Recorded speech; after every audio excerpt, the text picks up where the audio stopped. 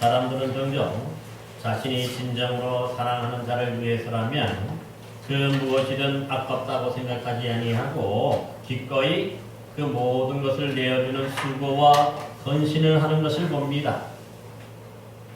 그러기에 만약 입으로는 사랑한다고 10번이고 100번이고 고백하면서도 실제적으로는 아무런 수고도 하지 않는다면 이것은 진짜 사랑이 아니고 가짜 사랑이 틀림없을 것입니다.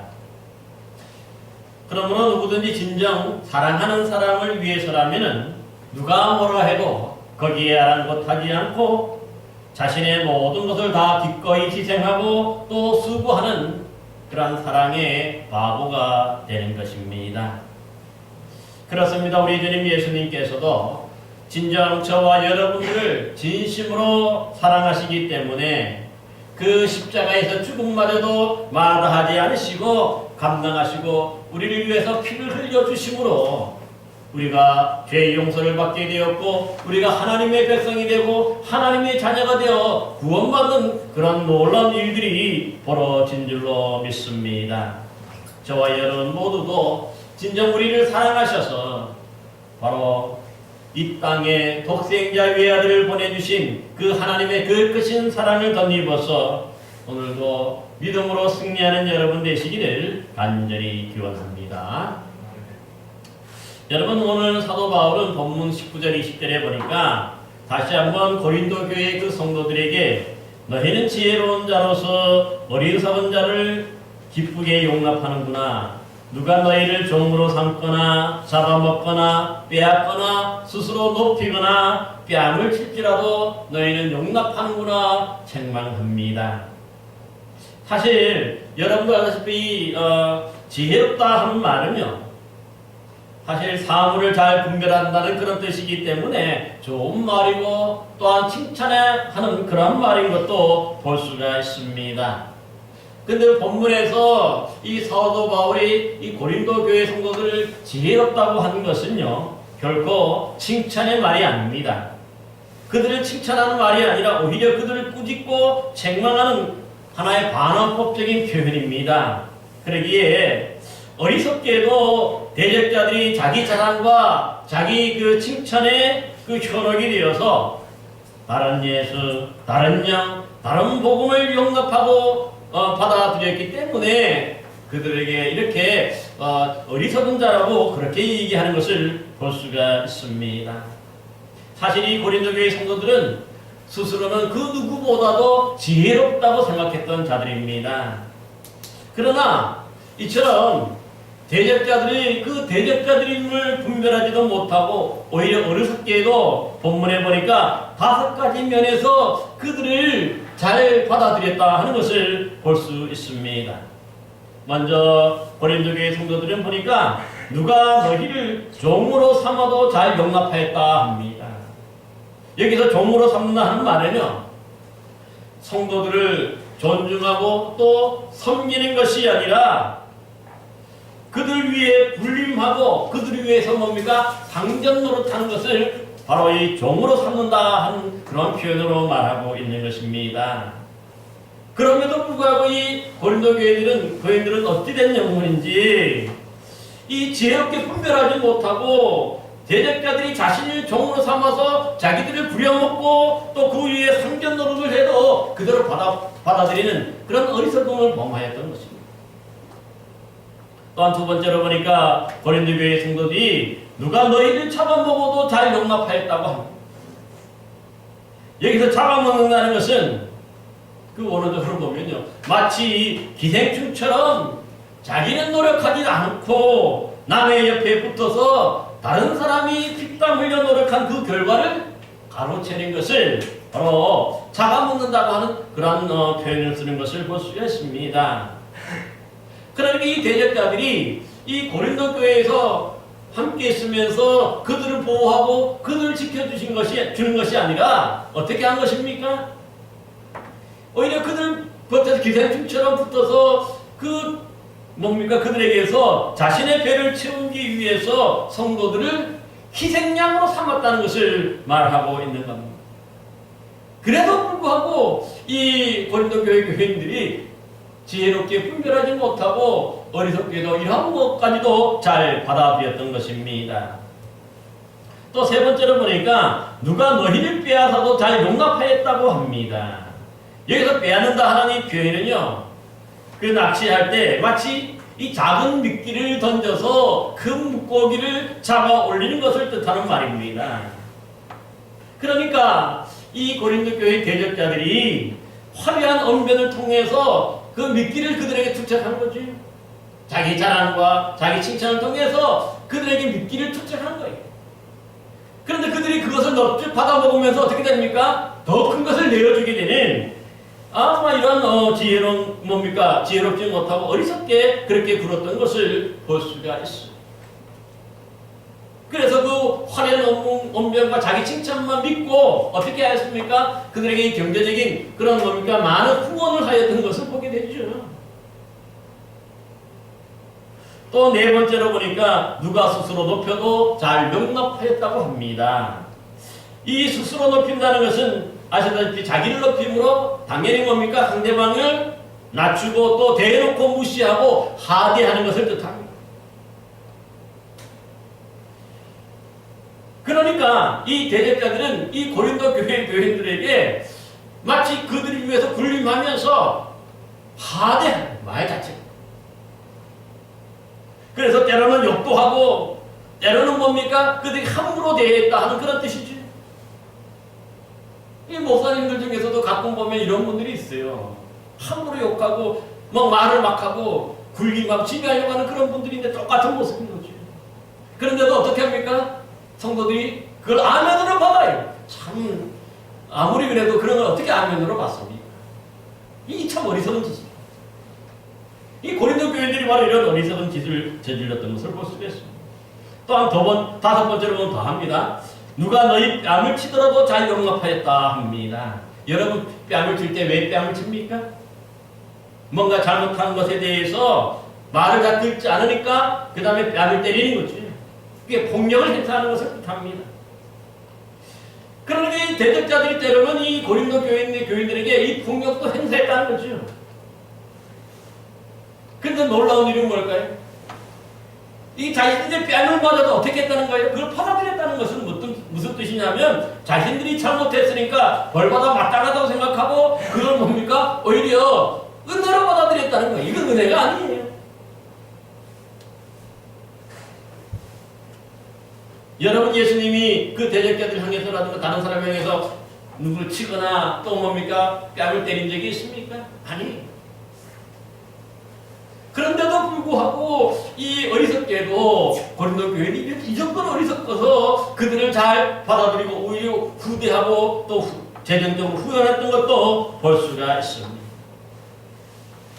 여러분 이렇듯 성도들에게 군림하고 지배하고 또 매우 심한 수치와 모욕감도 주고 때로는 이 폭력까지도 행사하는 대적자들이 참 그리스도인의 일꾼이라고 우리가 볼 수가 있을까요? 이런 사람들은 결코 주님을 위해서 일하는 일꾼이 아닌 것이죠. 하지만 이에 비해서 참 일꾼이었던 사도 바울은 어떻게 하고 있습니까? 오늘 본문에 보니까 이 바울은 이런 모습이 전혀 없어요. 오히려 그 교회를 개척하고 교회를 세우고 목회했지만은 어떻게 합니까? 그 한 영혼 한 영혼을 불쌍히 여기고 한 영혼 한 영혼을 진심으로 사랑하였기 때문에 오히려 그들을 높여주고 오히려 그들을 존중했던 거예요. 그래서 그런 모습이 마치 유약한 그런 뭡니까 연약한 모습으로 그들에게 비춰진 것을 볼 수도 있습니다. 그러기에 오늘 바울은요 진짜 그리스도인이 어떤 사람인지를 자기 간증을 통해서 이 대적자들과의 비교를 통해서 자기 간증을 통해서 우리에게 보여주고 있습니다.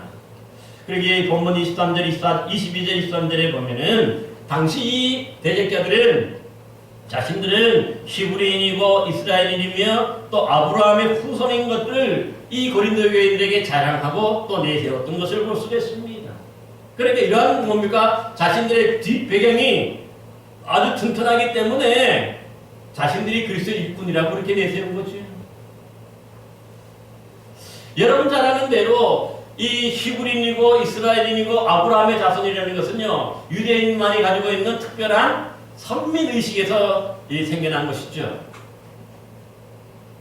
그러기에 이런 선민의식을 가지고 있었기 때문에 이방인들은 사실 보면 개처럼 취급했어요. 사람으로, 인간으로 취급하지 않았다는 거죠. 그런 모습이 지금 뭡니까? 고린도 교회에 그대로 들어와 있는 거예요. 그들이. 그리고 특별히 이들이 이렇게 선민의식을 자랑하는 이유가 있었어요.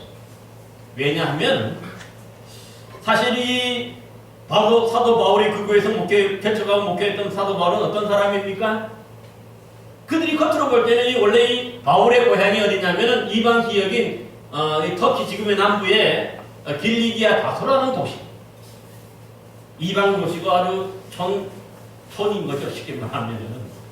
그러니까 거기서 이게 뭡니까? 출생에 있다는 것만 알지. 그가 그러니까 뭡니까? 뭔가 이 예루살렘에서 자기들 같이 화려하게 이스라엘 본토에 살며 정통적인 유대인이 아니라고 그렇게 그들이 여겼던 거지. 그래서 이방 지역에 그들이 개처럼 여기는 이방인들에게 가서 이방인들에게 복음을 전하고 있었기 때문에 더더욱 그랬던 것을 볼 수 있어요.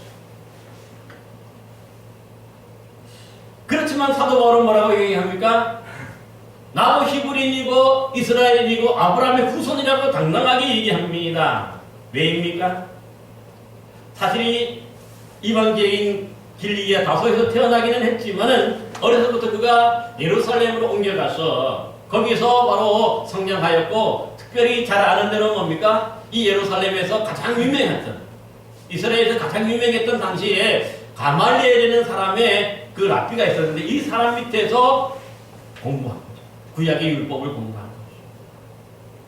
그래서 바로 이러한 모습은 당시 대제사장부터 시작해가지고 그 예루살렘 공의회 그 의원들까지도 다 인정할 정도였던 것을 볼 수가 있습니다.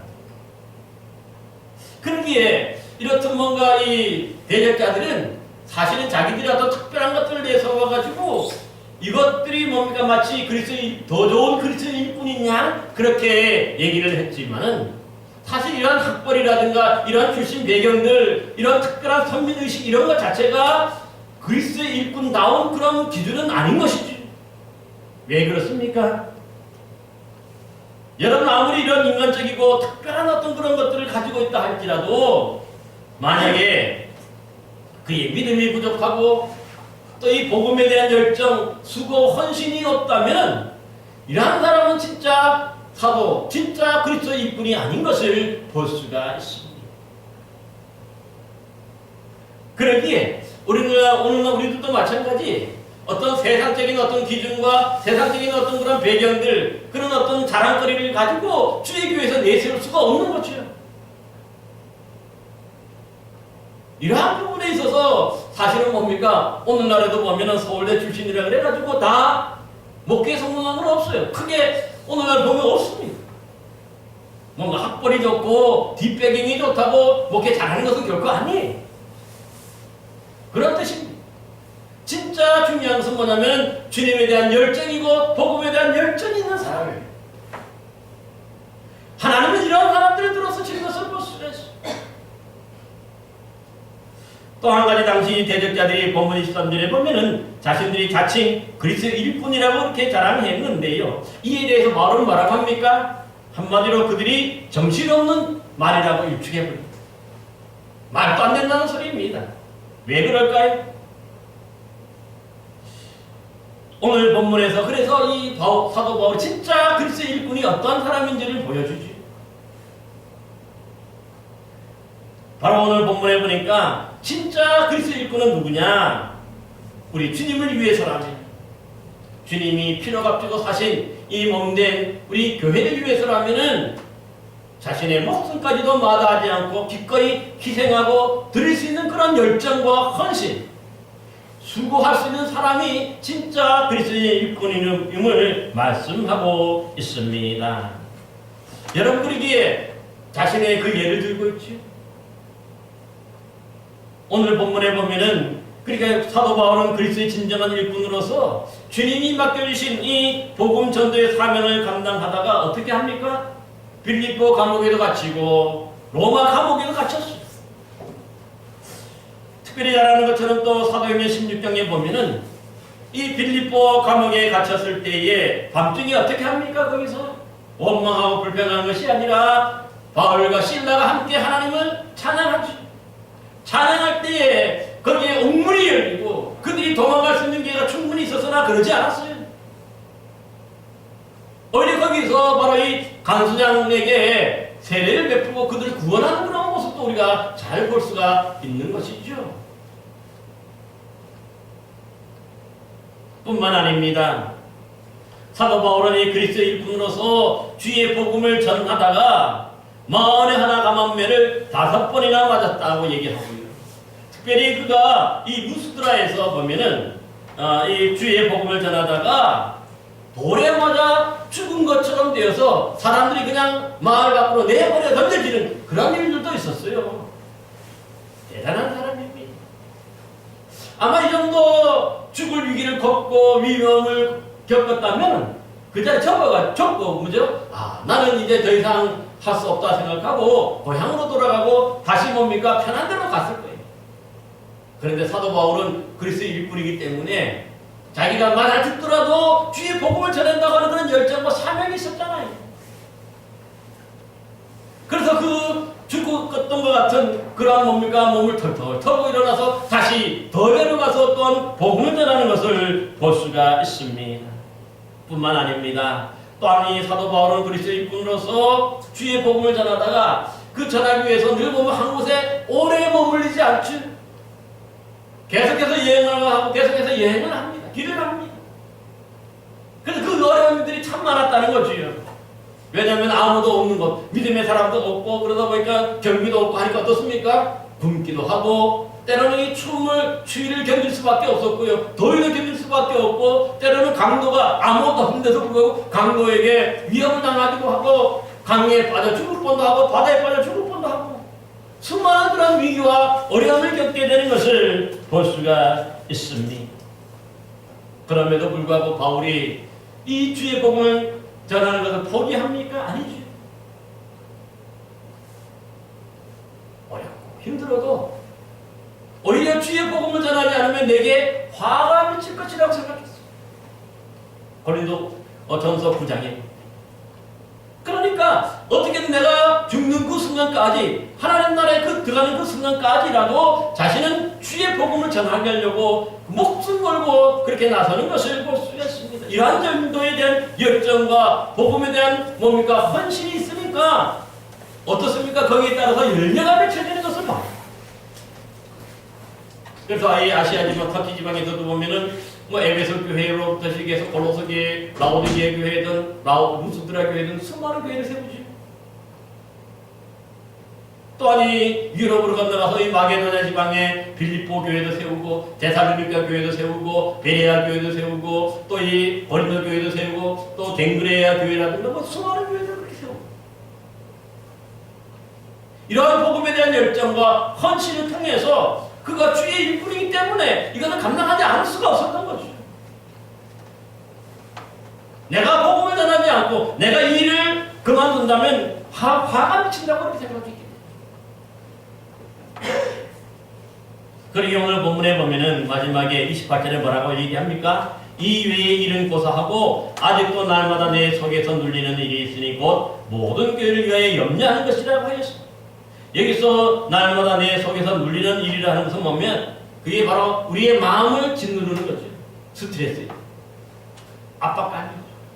그게 뭐냐? 바로 모든 교회와 성도들 위해 염려하는 것 때문에. 그러니까 복음만 전하고 떠나면 그만이 아니라 자기가 복음 전했던 그 교회들, 그 성도들 한 영혼 한 영혼을 뭡니까? 마음에 담고 있었어요.